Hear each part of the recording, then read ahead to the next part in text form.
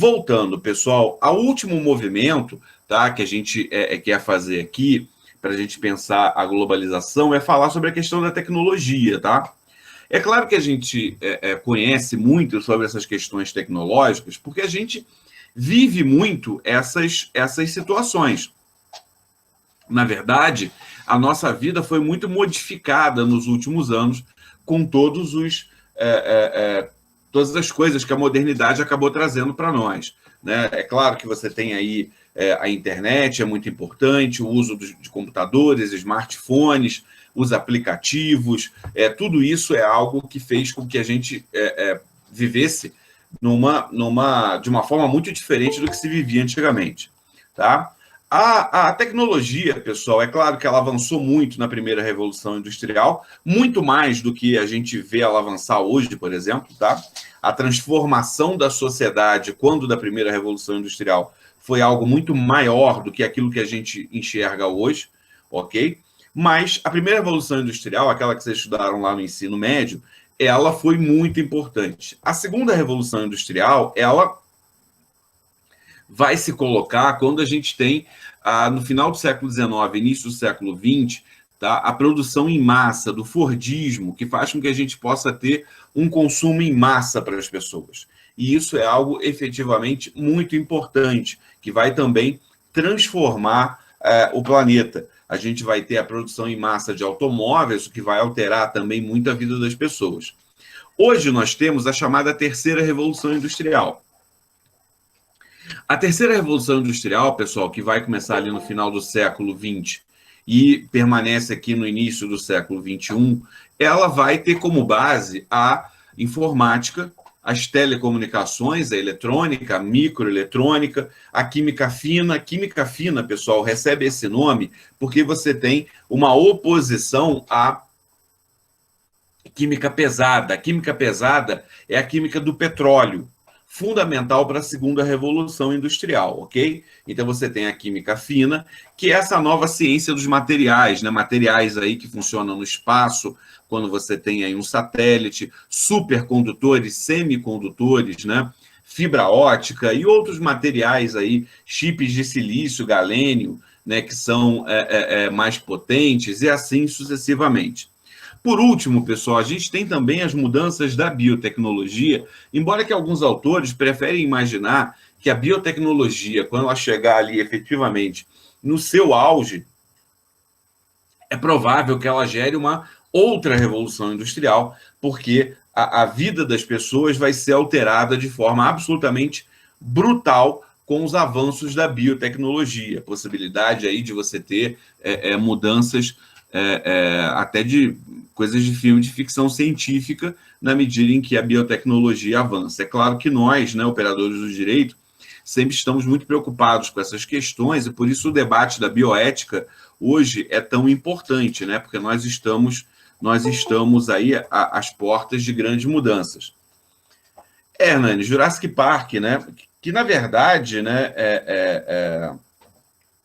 aquela coisa do Jurassic Park, vocês sabem que é mentira, né? Não tem como pegar o DNA de um dinossauro, mesmo que seja preservado em âmbar, o sangue do dinossauro no mosquito lá e tal. Isso não há como, porque o DNA se degrada, então não tem muito como isso. Mas a gente pode imaginar várias coisas, né? A gente pode imaginar várias coisas aí. Eu não sei, Maria. Eu ia gostar de ver se eles pudessem conseguissem fazer um dinossaurozinho, né? Ia ser legal ver, né? Mas, infelizmente, não é possível, tá? Não é possível.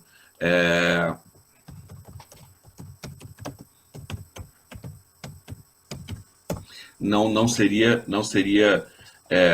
possível. Infelizmente, não seria.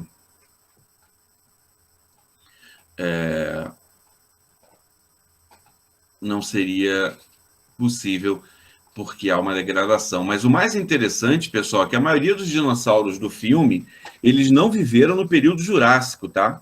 Eles viveram no período Cretáceo. Então, mas acho que Cretáceo Park não ia ser um nome muito mais bacana, e botaram Jurassic Park, tá? Os dinossauros, eles não viveram nessa época. O Godzilla aí já é mais uma experiência, aí seria a necessidade de fazer uma experiência genética, né? Porque Godzilla é uma palavra em japonês, quem fala em japonês me ajuda, mas é uma palavra em japonês que une urso com baleia, não é isso? Então é uma mistura ali de um urso com a baleia, uma coisa assim. Então seria complicado. Mas a questão é, pessoal, imagina você poder, sei lá, ter nanorobôs que vão consertar suas células, e aí você pode fazer um fígado, imprimir um fígado numa impressora 3D e fazer um transplante se o seu fígado estiver ruim, ou você vai ter nanorobôs que vão consertar seu coração, não precisa nem fazer transplante, sei lá. E assim sucessivamente, a questão da clonagem e todas as questões éticas que surgem daí.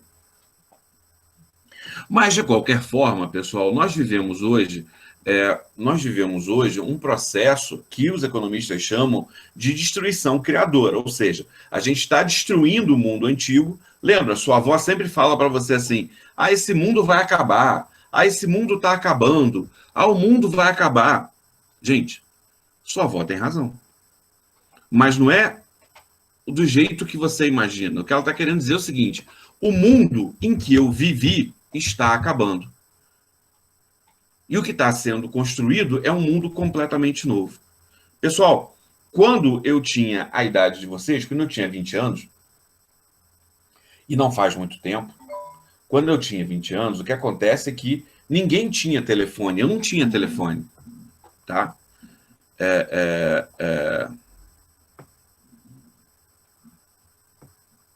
Os nerds dominarão o mundo, com certeza.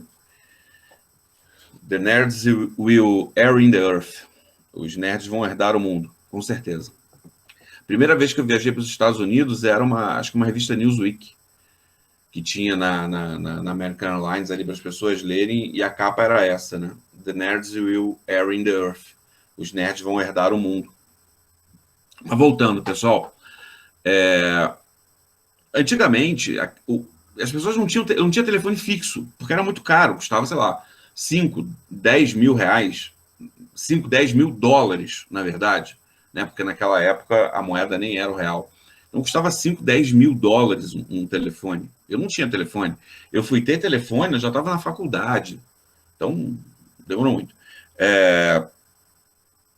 Você não tinha internet. As pessoas usavam máquina de datilografar, tá? Se você pegar aí, sei lá, conversar com as suas avós, quem tem bisavó, ela vai falar que o ferro de passar roupa você tinha que botar carvão quente dentro do... carvão do churrasco. Abria o ferro, botava o carvão ali, fechava o ferro, esperava esquentar e passava a roupa. Tá? Aquele mundo, com aquela tecnologia, guarda, Hernani, que no futuro esse ferro vai valer uma grana, como antiguidade. Aquilo mudou, gente. Acabou. Aquele mundo acabou. Minha mãe, saudosa, quando ela foi trabalhar na fábrica Dona Isabel, ela foi uma das primeiras mulheres a ir trabalhar com calça jeans, porque mulher não usava calça jeans naquela época.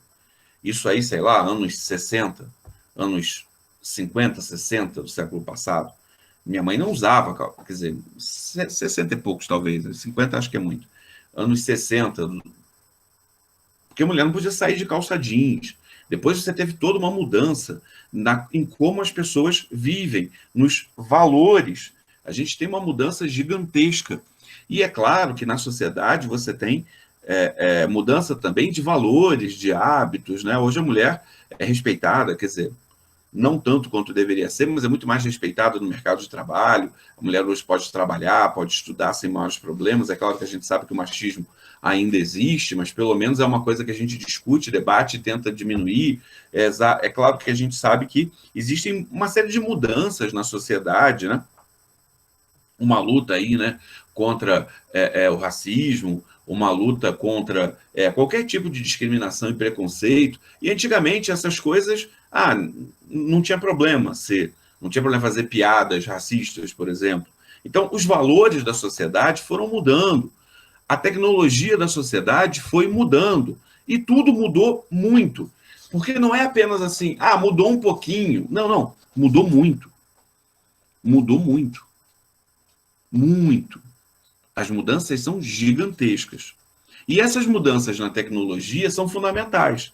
Tá? Quando a gente pensa a mundialização do capital, o que a gente tem? A gente tem, na verdade, uma situação em que você só pode ter aquela circulação de dinheiro pelo mundo, né? Você só consegue pagar a sua compra que você faz num site lá em Hong Kong, ou sacar dinheiro quando você puder, né? Viajar para Paris, que acabar aí a quarentena, que você puder sacar dinheiro lá em Paris da sua conta, você só pode fazer isso por causa da terceira revolução industrial, tá? A circulação de mercadorias pelo mundo ela é fundamental porque você tem esses meios de pagamento. A circulação da informação pelo mundo absolutamente fundamental também, né? Você poder baixar o texto lá da Universidade de Harvard, você poder publicar o seu texto numa faculdade, numa revista de uma faculdade, sei lá, na Austrália, isso tudo só por causa da tecnologia. E nós hoje, imagina como é que não era antigamente, pessoal. Lá em Brasília, o Supremo Tribunal Federal decidiu uma coisa. Imagina o tempo que demorava. Decidiu. Aí tem que pegar aquela decisão, publicar num livro. E aí você não saía publicando livro toda semana, né? Saía um anuário, que era um repositório de jurisprudência, que era um livro desse tamanho. Aí tá lá no livro. Aí as pessoas tinham que procurar aquilo ali, achar. Ou seja, o Supremo Tribunal Federal estava decidindo de um jeito e todo mundo, os juízes, aqui embaixo, os advogados, os promotores, agindo de outro. Porque demorava para a informação sair daqui e chegar aqui. E nós estamos no Rio. Imagina, sei lá, no Acre. Se a globalização é coletiva ou individual? É uma boa pergunta. Na verdade, eu acho que os dois, né? Né? Porque o que acaba acontecendo é que você tem uma mudança na vida das pessoas, no sentido de que impacta a vida do indivíduo, né? Por exemplo, o seu querido e amado professor, ele pode entrar no site do STF, como eu fiz ontem, e baixei o informativo mais recente, que tem até umas matérias, umas decisões interessantes, tá? Isso vai impactar na minha vida aqui, dando aula ou fazendo alguma peça jurídica, alguma coisa, tá? Agora, vai impactar coletivamente também, né? Porque o que acaba acontecendo é que você tem, por exemplo, uma mudança na vida de todo mundo, porque os valores eles são compartilhados pelas pessoas. Então, eu acho que essas mudanças elas são compartilhadas pelas pessoas. Lança Vingadores lá nos Estados Unidos, no mesmo dia lança no Brasil. Então, você passa a ter ali um movimento, não só de uma pessoa que vai assistir, mas de todo mundo, e aí você tem a mudança, porque a Piticas vai fazer camisa dos Vingadores, aí você vai ter promoção lá do balde de pipoca dos Vingadores, é um exemplo bobo, mas você vê que afeta um monte de gente. Então, e aí você vai ter valores, né, que são compartilhados, né, pelas pessoas, e isso é algo que é bastante importante. Então, eu acho que a globalização ela tem um efeito na coletividade das pessoas e nos indivíduos em si, tá? Mas é claro que o fenômeno globalização ele só existe enquanto, digamos, uma obra coletiva da humanidade, porque você precisa de muita gente para construir, né, uma rede de satélites, para construir o setor financeiro que a gente tem, para você ter uma estratégia de produção global. Então, ele é um fenômeno coletivo, porque eu não tenho como fazer isso sozinho. Mas o impacto dele ele é tanto coletivo quanto individual. Tá? É importante que a gente note, então, que é um processo de destruição criadora. Ou seja, eu estou destruindo aquele mundo que existia lá atrás e destruindo mesmo, pessoal, sem dó e piedade. O cara que trabalhava, como a gente viu nas aulas passadas, o cara que trabalhava como datilógrafo, que vendia a máquina de escrever ou que consertava a máquina de escrever, o emprego dele desaparece sem dó, sem piedade, tá? aquele valor que de repente era tão caro para você e tal, ele deixa de existir, aquela coisa que era tão importante deixa de existir sem problema nenhum. E isso é algo, por um lado, bonito, por outro lado, avassalador, né? A inevitabilidade da mudança é algo que é muito complicado, tá? Mas hoje, por exemplo, como eu comentei com vocês, ontem eu entrei no site do STF e baixei lá o informativo mais recente. Beleza. É claro que isso cobra um preço, né, pessoal? Qual é o preço? O preço é que se eu for dar uma entrada numa petição hoje, se eu for fazer uma sentença hoje, se eu for, sei lá, fazer qualquer peça jurídica, tá? Eu tenho que estar antenado com a última decisão dessa semana do STF e do STJ, tá? Não há como falar assim, não sabia. Os caras decidiram isso lá em Brasília, pô, tô aqui em Petrópolis, como é que eu vou saber desse troço? Tem que me dar um tempinho aí. Não, tem que dar tempinho nenhum. Você tem que estar se atualizando sempre. E isso, às vezes, é muito complicado, né? Você vê aí, eu fiz um projeto de sentença, pessoal, na semana passada, acho que foi sábado ou domingo, não, domingo. Domingo eu tirei o dia para fazer umas sentenças, tá? E eu fiz uma sentença que eu fiquei revoltadíssimo. O advogado estava entrando pedindo um negócio com base num artigo que foi revogado um artigo da Constituição, que foi revogado em 2003, pela emenda constitucional número 43, se não me engano. Aí não dá, né? 2003, 2020 são 17 anos. A mudança ano que vem vai ter que se alistar no Exército, essa emenda constitucional, vai fazer 18 anos. E o advogado ainda está falando isso. Sendo que, antes dessa emenda constitucional, já tinha 3 súmulas, 2 do STJ e uma do STF, que ele ignorou também, ou seja, elas têm quase 20 anos as súmulas. Então, às vezes, é claro, uma semana para outra, você exigir ali do profissional é meio complicado. Mas tem gente que abusa também, né, pessoal? 20 anos de atraso, e não, né? E o problema é que você está prejudicando o seu cliente, né? E isso é que é ruim. E aí a gente fala ali, o Acre é longe, o Acre é outro mundo, o Acre isso, o Acre aquilo, mas na verdade é um advogado aqui do Rio, que está 20 anos atrasado quase, né? Ele não leu uma emenda constitucional de 17 anos e tem aí essas súmulas que devem ter mais ou menos essa época. Então, a gente precisa ter sempre essa preocupação de estar sempre atualizado. E esse, pessoal, é um dos primeiros impactos que a gente tem que levar em consideração quando a gente fala da mão de obra hoje. E aí pode ser a mão de obra nossa, que é uma mão de obra altamente especializada, nós somos profissionais altamente treinados,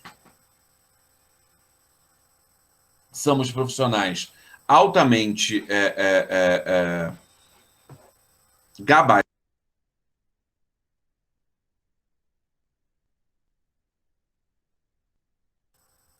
Desculpem, pessoal, aqui a minha cachorrinha resolveu meio que destruir aqui a cama para deitar, porque eu botei as cobertas para lavar, são 3 camas, né? É porque aqui em casa tem 3 andares, então tem cama num andar e cama no outro, então são 6 camas. E aí eu botei os cobertores para lavar, e aí tá sem, ela resolveu ficar ciscando ali, vai rasgar a cama, e eu não tenho nem como comprar outra com essa coisa de quarentena, porque essas camas eu compro lá no Rio, tá? Porque tem um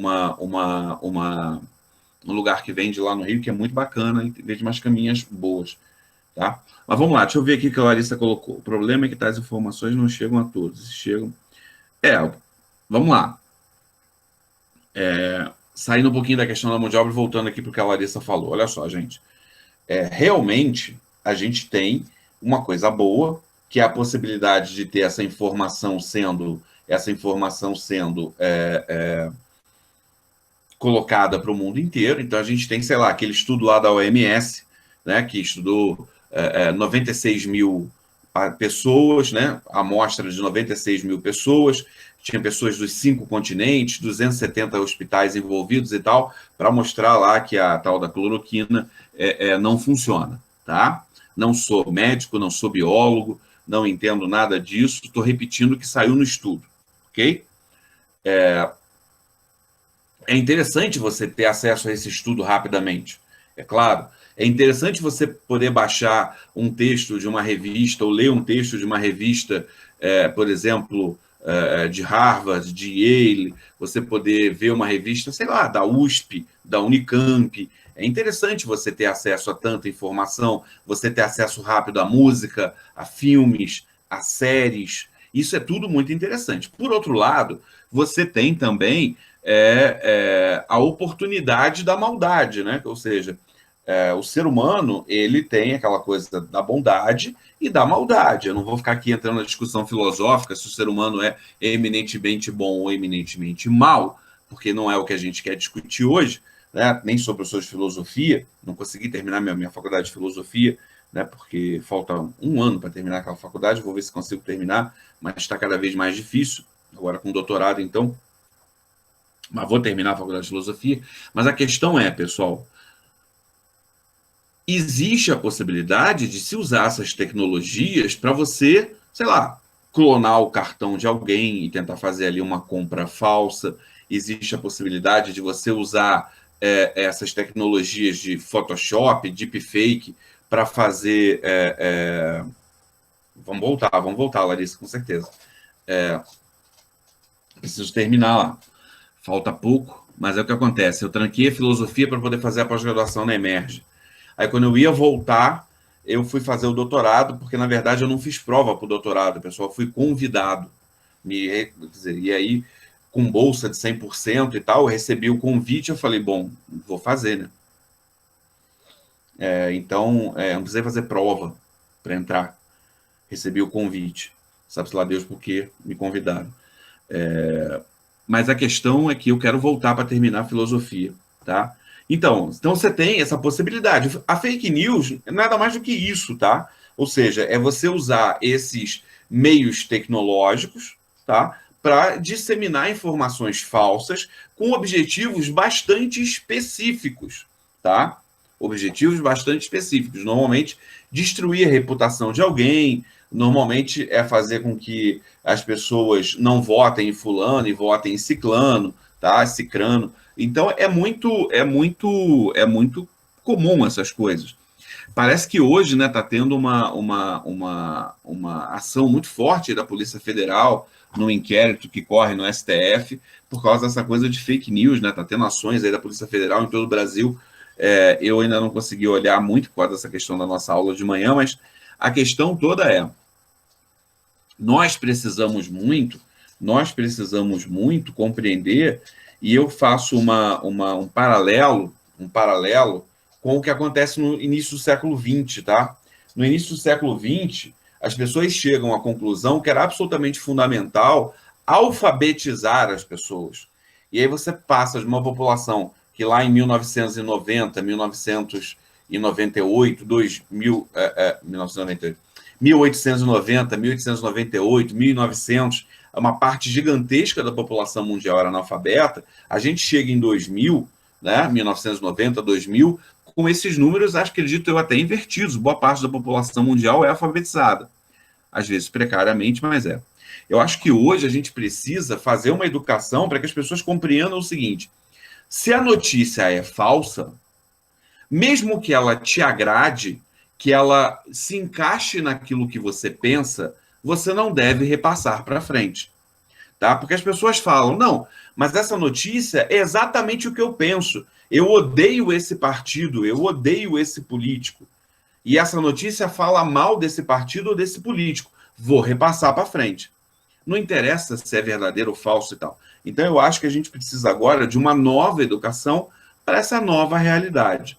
E eu acho que isso vai ser algo muito, muito importante.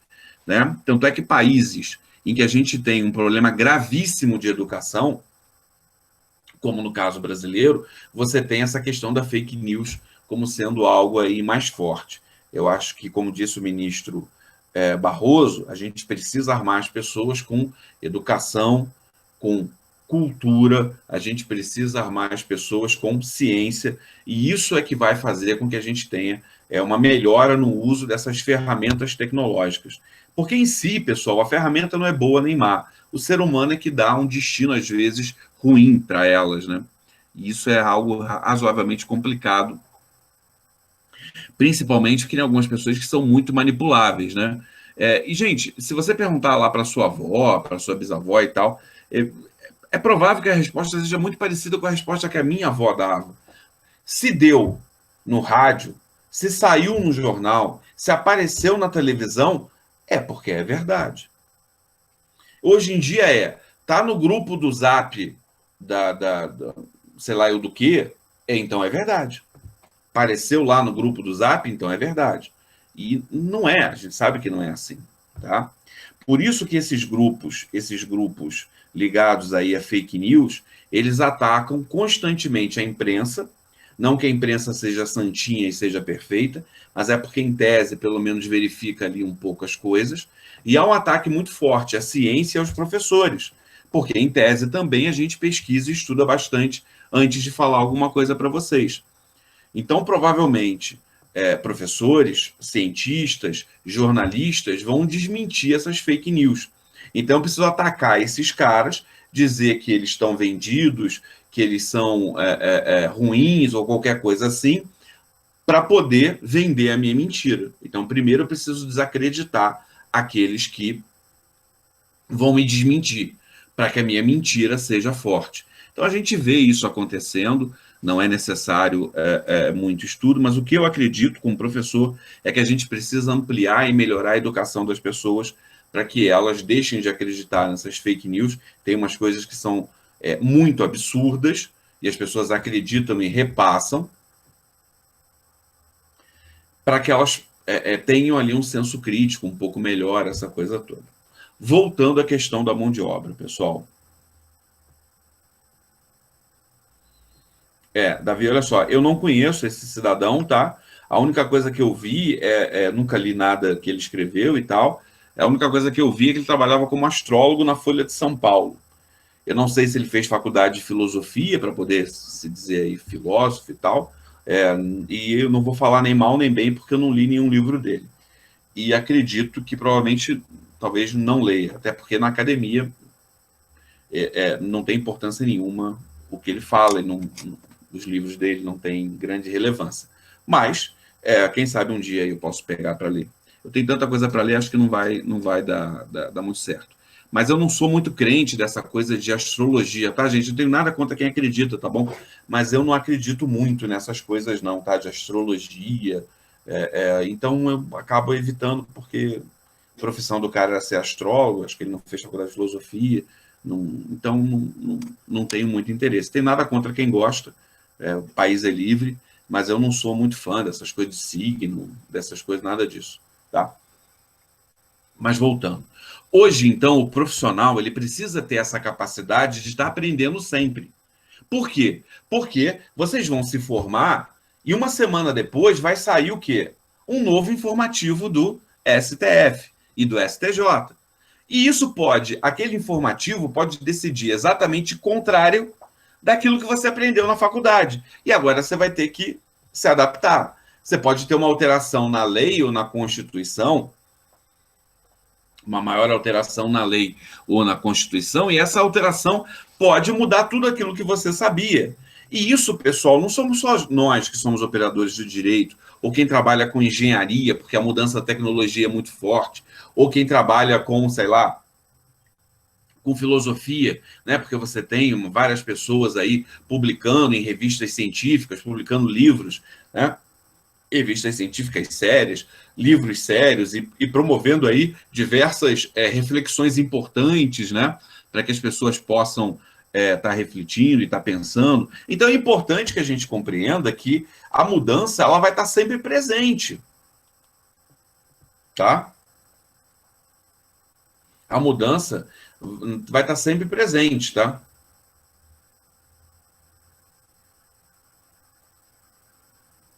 Estou lendo aqui o que vocês botaram, tá? Ok? Pessoal, importante que a gente compreenda isso, tá? Então, se você é um operário de chão de fábrica, é provável que aquela máquina que você opera vai sofrer upgrades, vai sofrer avanços tecnológicos e você tem que conseguir se adaptar. Além disso, você não tem mais aquilo que existia antigamente, o mesmo produto sendo feito a vida inteira da mesma forma, e na verdade isso não acontece. Produtos que são feitos hoje, que são importantes hoje. Pessoal,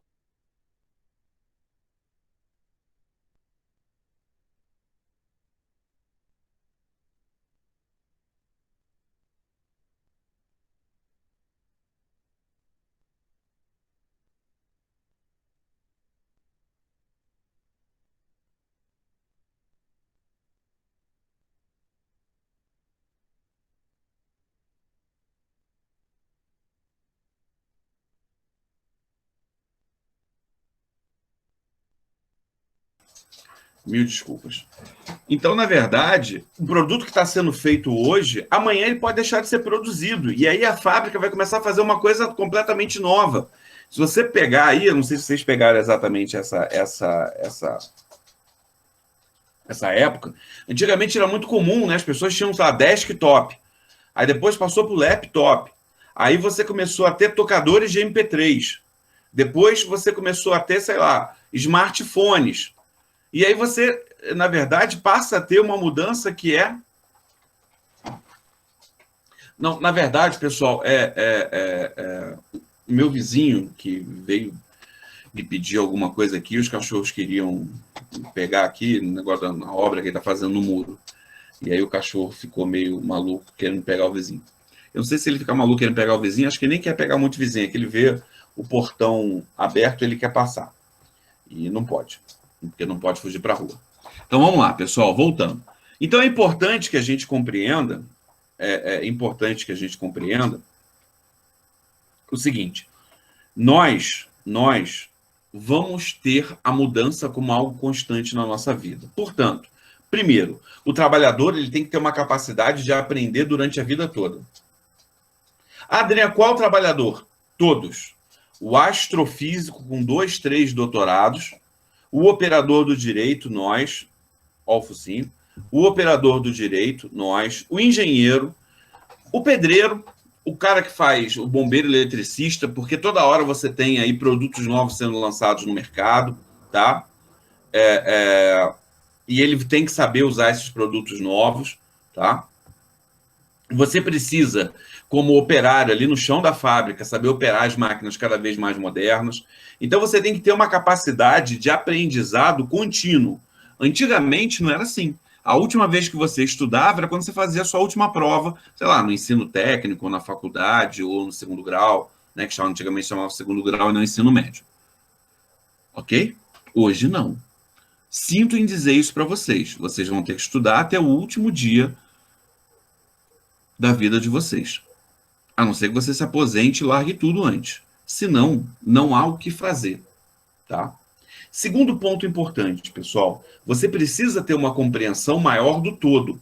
Se você é um operário de chão de fábrica e trabalha uma hora num lugar, uma hora em outra, uma hora em outro lugar, você precisa saber se adaptar a esses novos desafios, e você precisa também conhecer todo o sistema, porque você vai atuar em várias áreas diferentes. E isso é algo muito importante. Vocês vão cansar de escutar isso na faculdade de Direito.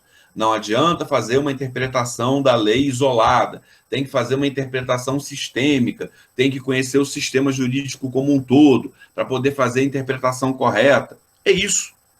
Só que é isso para todo mundo. Isso não é exclusivo nosso do direito. Tá? Você tem que fazer isso para todo mundo. Se você não fizer isso, a situação... Ah, não vou nem lá ver. Deixa o vizinho passar ali, o problema é dele. Isso é importante, pessoal. Por quê? Porque você tem que ter uma capacidade de aprendizado, uma capacidade de adaptação, uma compreensão maior do todo, que envolve a necessidade premente de um conhecimento lógico maior. Como é que era antigamente? O cara trabalhava na fábrica, fazia aquilo ali a vida toda. Só aquilo ali. Hoje em dia, não. Aquela coisa do Chaplin, do filme Tempos Modernos, o cara ficava ali fazendo a mesma coisa o dia inteiro e tal. Acabou. Ele vai atuar em várias áreas. Então ele precisa ter uma compreensão do todo. Para compreender o todo, ele tem que ter uma capacidade de raciocínio lógico maior. E isso faz com que a gente demande o quê? Primeiro, um trabalhador, e aí todos eles, tá, gente? Que tem a capacidade constante de aprender, que tem a capacidade de se adaptar a novas situações, que consiga compreender o funcionamento como um todo daquilo que ele está inserido, que consiga opinar, gente. Hoje as fábricas demandam muito isso, né? Que as pessoas deem sugestões, opinem para melhorar ali a produção. Então você tem que saber se comunicar, você tem que saber escrever para poder passar a sua digamos, sugestão, a sua opinião. Ah, Adriana, mas tem coisa que a gente sabe assim na cabeça da gente, mas a gente não sabe explicar. Gente, isso não existe, tá? Não existe. Não existe sim. Não, não existe. Aquilo que você sabe e não sabe explicar, você não sabe. Por um motivo muito simples. Ninguém tem como olhar dentro da sua cabeça. Então, se você não consegue explicar, porque você não sabe. Tá? Você só sabe uma coisa quando você consegue transmiti-la para outra pessoa. Ou quando você, na prática, vai fazer ali o negócio acontecer. Senão, você não sabe. Ok, pessoal? E isso é algo que é muito importante para nós. Então, o que acaba acontecendo, gente? Hoje, no mundo globalizado, como a gente viu, em que a produção pode ser feita em qualquer lugar do planeta, a educação se tornou fundamental. Por que a educação se tornou fundamental? Porque eu preciso de um profissional de qualquer área que tenha a capacidade constante de aprender, que tenha o conhecimento lógico para compreender o todo o funcionamento da onde ele está inserido, que tenha a capacidade de interagir com as pessoas e se expressar, que tenha a capacidade de se adaptar a novas situações. Se o mundo é um grande mercado, como a gente falou nas aulas passadas, eu posso botar a minha fábrica no Brasil, na África do Sul, na Austrália, na Alemanha, na China, nos Estados Unidos, na Suécia. Claro que tem várias questões que são levadas em consideração. Variáveis como valor da carga tributária, o nível dos salários e assim sucessivamente, proximidade com o mercado de consumo, várias coisas, tá? Mas um elemento que se torna fundamental é a capacidade da mão de obra, pessoal. Se eu tenho pessoas que são mais capacitadas, essas pessoas, obviamente, vão ser mais produtivas. Se as pessoas estudaram mais tempo, tiveram uma melhor formação na escola, se as pessoas têm mais conhecimento técnico, científico, elas serão profissionais melhores. E aí o que acontece? Eu vou instalar minha fábrica onde eu tenho profissionais melhores. Imagina uma fábrica de alta tecnologia, com máquinas muito modernas, que produzem bens de elevadíssimo valor agregado. Eu vou instalar onde eu tenho profissionais que vão saber operar aquelas máquinas. Isso é óbvio.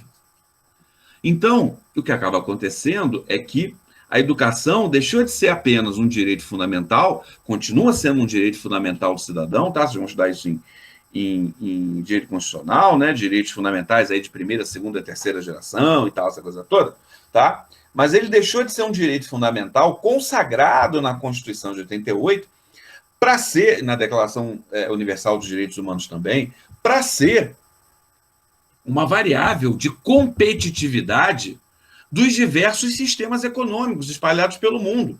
Então, é uma variável sistêmica de competitividade. Quem tem uma melhor educação atrai empresas que têm um melhor valor agregado, atrai mais investimento.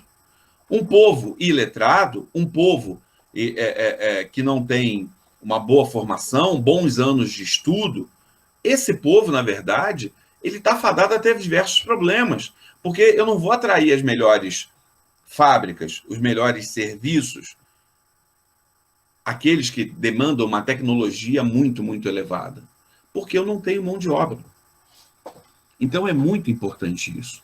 Isso sem falar, pessoal, que se você tem uma mão de obra bem formada, todo mundo ganha, né? O cara da fábrica que produz o automóvel ganha, o cara da oficina mecânica que conserta os nossos carros ganha, o cara que vai, se ele tem uma boa formação, ele vai ser um pedreiro melhor, ele vai ser um bombeiro eletricista melhor, ele vai ser um engenheiro, um advogado melhor, ele vai ser um cidadão melhor, porque ele teve boa educação. E isso é absolutamente fundamental para o desenvolvimento de um país. Por isso, pessoal, é tão importante que não só o Brasil, mas qualquer país do mundo invista em ciência, invista em tecnologia, invista em cultura e invista em educação. E a cultura, pessoal, não sei se eu cheguei a comentar isso com vocês na aula passada, né? Eu falei, acho que não sei se eu falei com vocês do soft power, né? Falei do soft power com vocês? Soft power? Falei, então. Você pega a questão da Coreia do Sul, né, com seus filmes, suas séries, música, né, e o K-pop. Olha o quanto isso é importante, quanto de grana isso gera para eles, tá? Pega aí aquele clipe, já ficou antigo, né, aquele do Gangnam Style, lá daquele cara que ficava dançando com um cavalinho e tal. O quanto de dinheiro aquele cara ganhou e foi para a Coreia do Sul, porque tem 1 bilhão de visualizações, um troço assim, tá? Os filmes e assim sucessivamente. Só por curiosidade, pessoal, essa música lá do Gangnam Style lá é uma música de crítica social muito forte, tá? Pega a tradução da música para vocês verem que ela faz uma crítica social ali forte, tá? Mas deixa eu ver aqui o que o Ailton está colocando.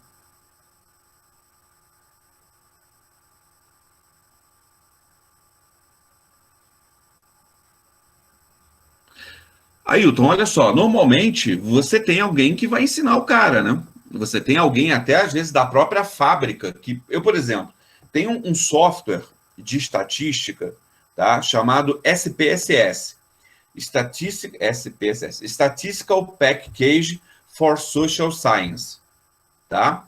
SPSS, Statistical Package for Social Science, tá? É pacote estatístico para ciências sociais, tá? Que é um pacote que a gente usa para fazer pesquisa em ciências sociais, tá? Direito, economia,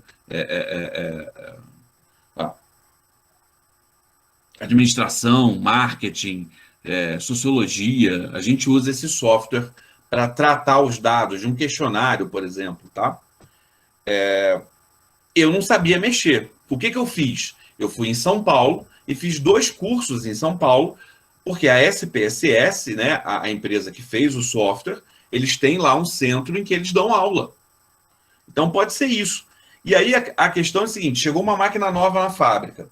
O pessoal que vendeu a máquina provavelmente vai lá e vai dar o curso. Como operar aquela máquina. O que você precisa ter? Um operário, um trabalhador, que tenha a capacidade de aprender.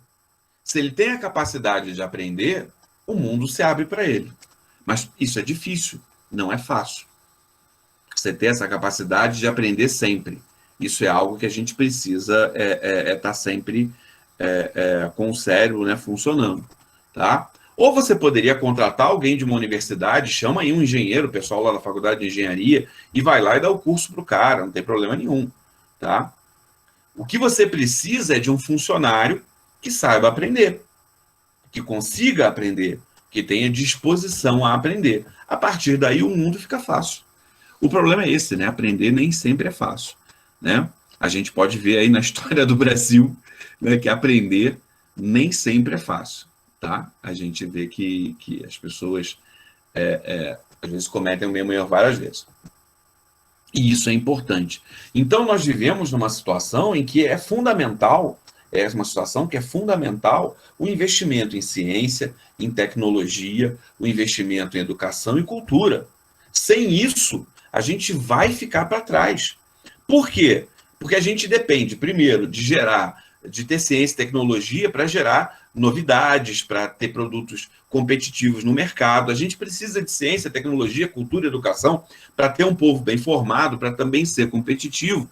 E a tendência é que a gente vai ficando cada vez mais para trás, nesse mundo globalizado, em que você está competindo com o planeta inteiro. Então, é fundamental que a gente tenha uma política, não de corte de verba, corte de bolsas, de sucateamento da educação. É fundamental que a gente tenha uma política de investimento, porque isso é algo que é muito, muito importante para nós.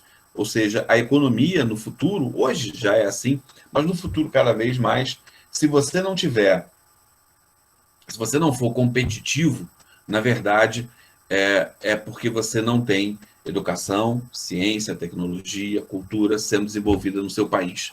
A competitividade vai ser muito baseada nisso. E, infelizmente, o Brasil não tem olhado muito para isso nos últimos anos. E a gente precisa